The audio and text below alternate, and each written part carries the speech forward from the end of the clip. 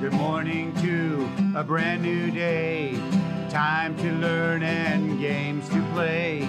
Learning things is so much fun. Learning is good for everyone.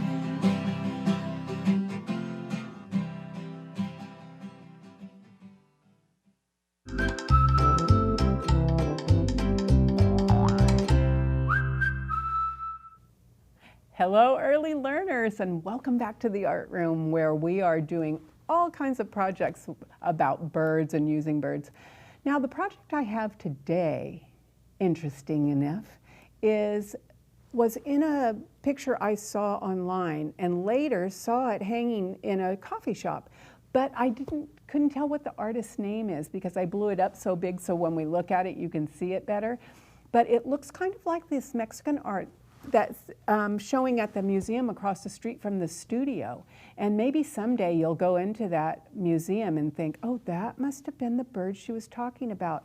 They kind of look like pigeons. Now, pigeons are birds that are all over Fresno. They like to be up under the eaves of your roof, and they'll make nests everywhere, and they make a huge mess. When I was in Italy, they were in the Vatican City, and they were all over the ground where the Pope lives. And when I started walking through, they just move aside a little bit like a sea of birds, and they flutter up when people try and feed them. But most of the people don't like to have those birds because they make such a mess. So these birds that we make won't, because they're going to be paper, and we're going to be doing printmaking.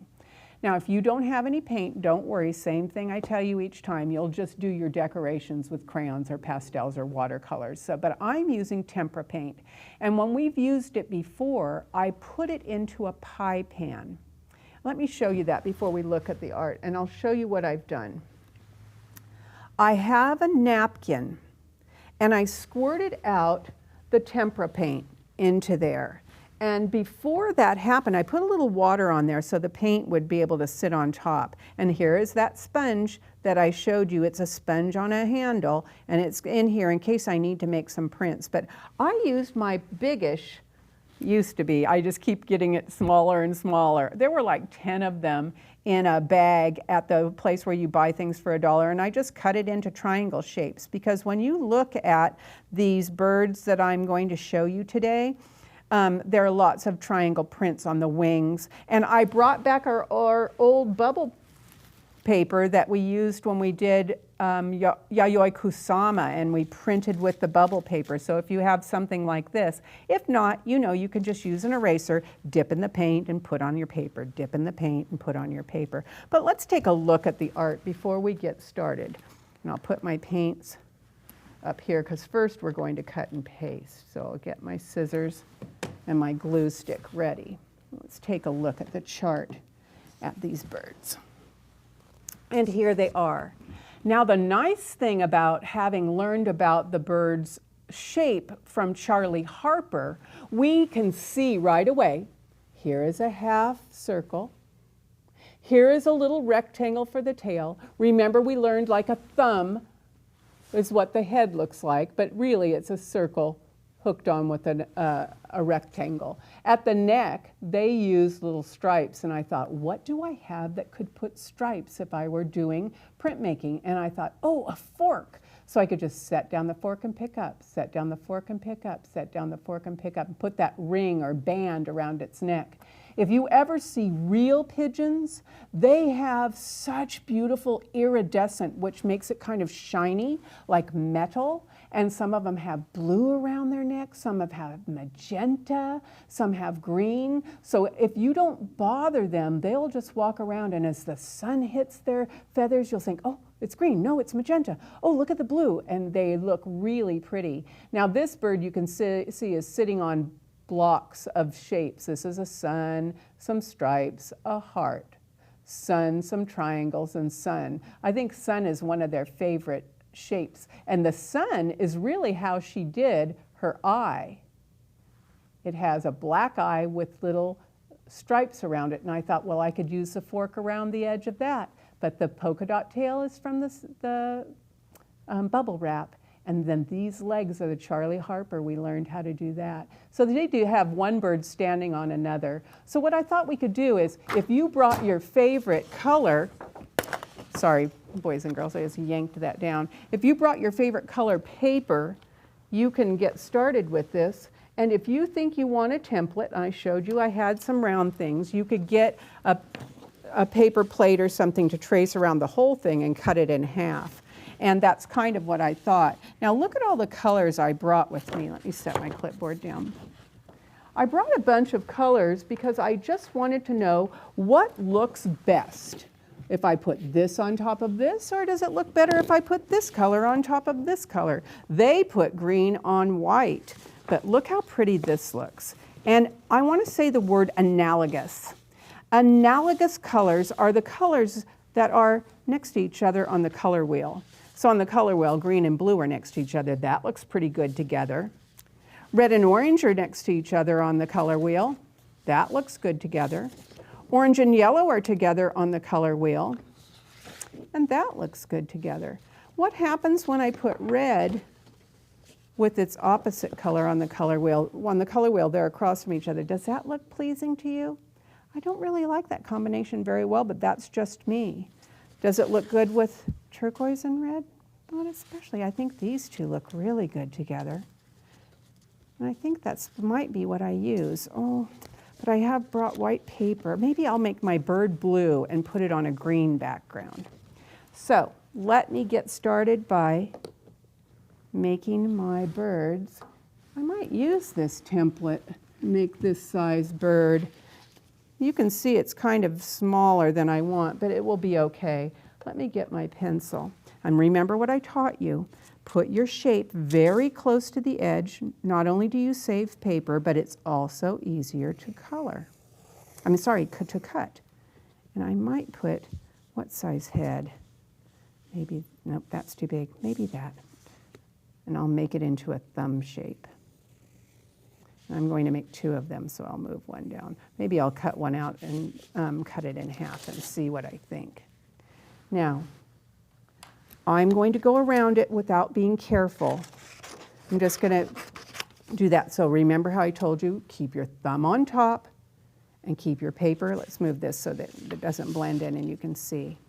So I start on my piece and get as close. And what I do is I use my helper hand and turn my paper, and I just cut small places, because even right then I cut down and it would cut a little flat place. I want just small snips, not an erase.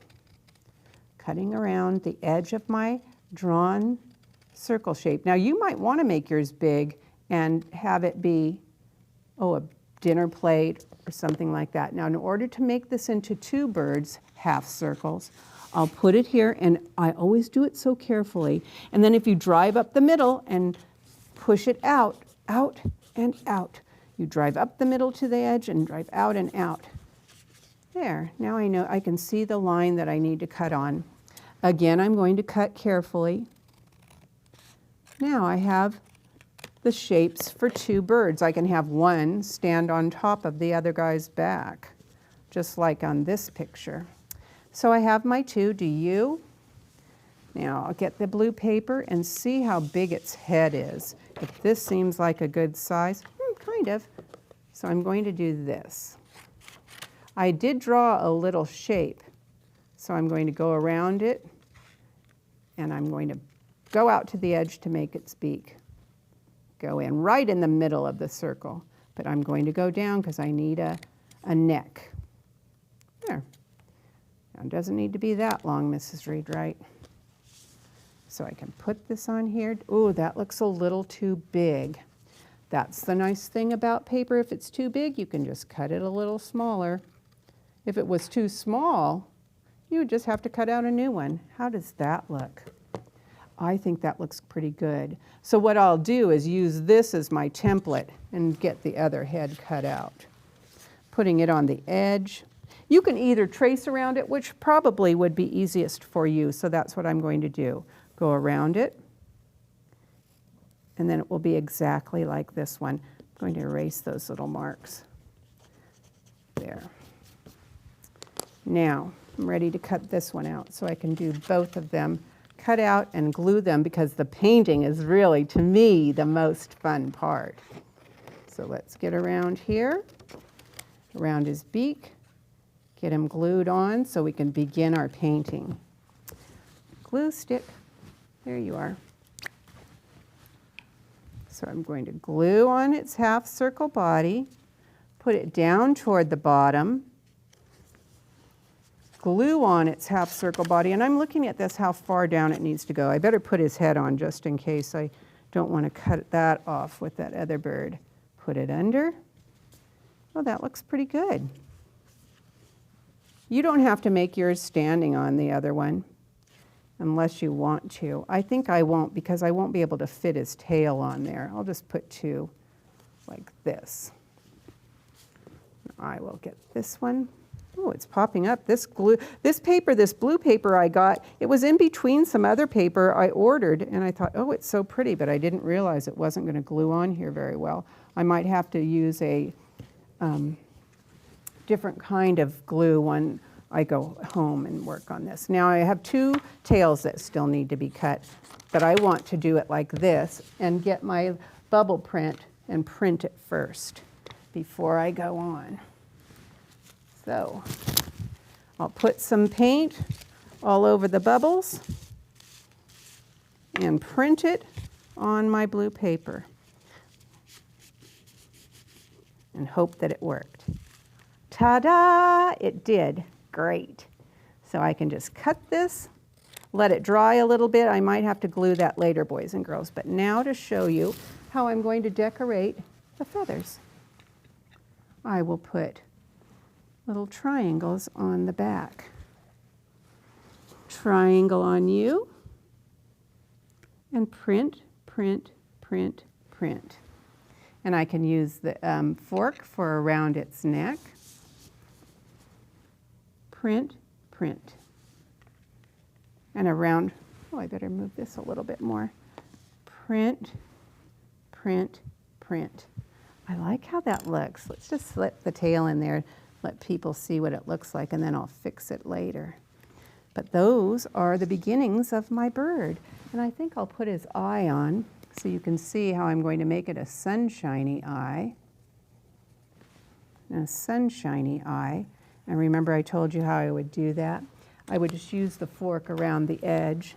Or maybe I could use my white pen and just make some little lines go around like that, like a sunshiny eye. Or your white colored pencil or a white crayon, however you decide. I'm going to put a little bit more on this one. Boys and girls, thanks for joining me today. I hope you remember I told you we were going to use a brad tomorrow, and I would show you what a brad looks like, just like this. It's just a little thing that opens and holds things together. Finish painting your bird maybe and send me a picture of what your printed one looks like and what kinds of designs you might have put on your birds.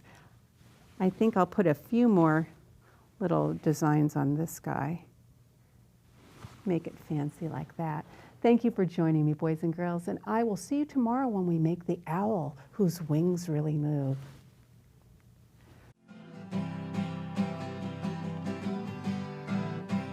Good morning to a brand new day. Time to learn and games to play. Learning things is so much fun. Learning is good for everyone.